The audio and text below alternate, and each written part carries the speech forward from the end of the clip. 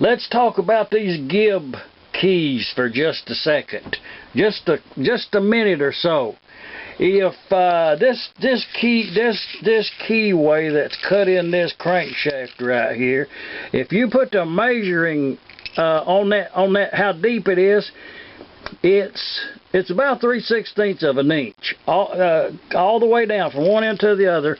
It's about 3/16 of an inch deep.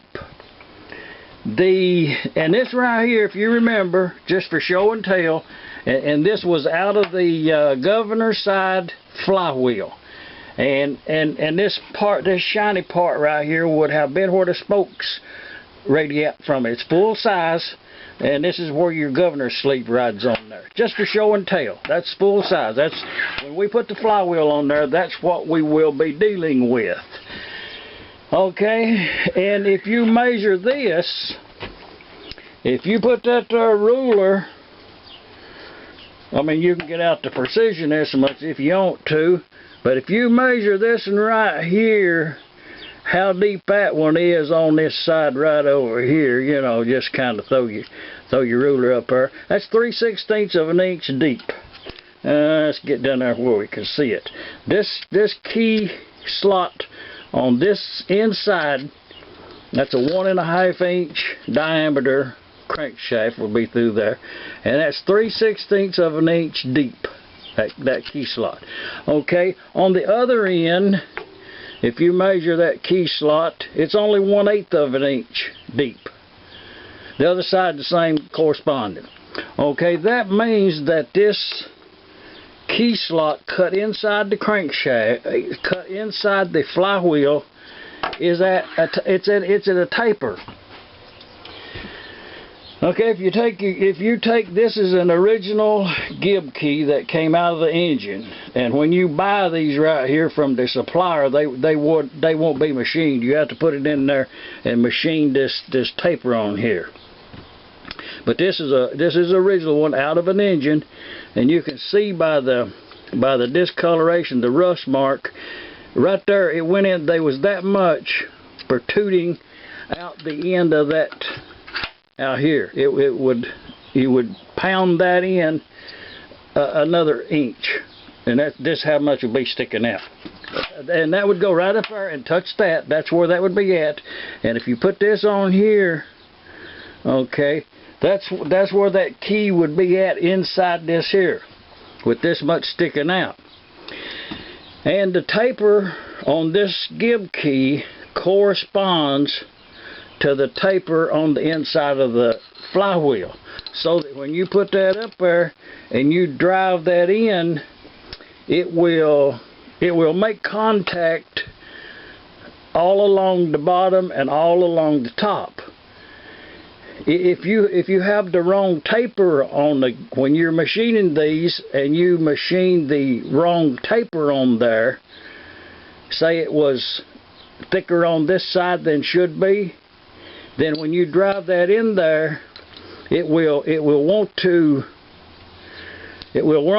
to make this at an angle.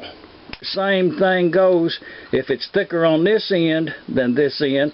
When you drive that in there, it will want to raise that up at an angle. So it's really important that the angle on these gib keys are machined at the correct angle to correspond to the flywheel and the crankshaft. And those numbers are in the probably the machinery handbook. Probably got that in there, and you can do that when you're working with them there in your shop. You can put some layout die on there, put that in there, see where it makes contact, and you can really fine tune these down to the point where you get out the honing stone and hone them to fit, which would be the correct way to do it, so that you would have a uniform contact from one end to the other. But and I don't need any gib keys now, so, and I got other projects. I'm not going to machine one, but it's really easy to do. It's just a little time consuming. But that's the way the gib keys works on these, and that's the reason they get so tight. Is if the tighter you drive this in there, is the tighter it gets. And another thing too is, well, question rises pretty about weekly, is anti-seize Okay, actually on this engine right here, there is nowhere on this complete engine that you would use anti-seize. Right here, there's no anti-seize that needs to be used here. I am going to put a light coating of 30 weight non-detergent oil on there, you know, just kind of to keep the rust away. But anti-seize is not needed there. It's just not needed. It's a waste of product. But and in this area out here, and the part that sticks out here, when you drive that in there, the pulley that came on these engines from the factory had an indent in it, and this gib right here the pulley would actually slide up on there, and the original pulley did not have a key in it. It just had a set screw that went right down in there, and you will find a lot of these that has a notch wore in this right down in there where that set screw was at, and it wasn't tight, and it was just loose through the years. But it was a bad design. They should have put a key in the pulley also with a short, and some of them has been retrofitted with a key in there just for that reason. But and that's gib keys. Okay, let's get on to let's put the governor on there now.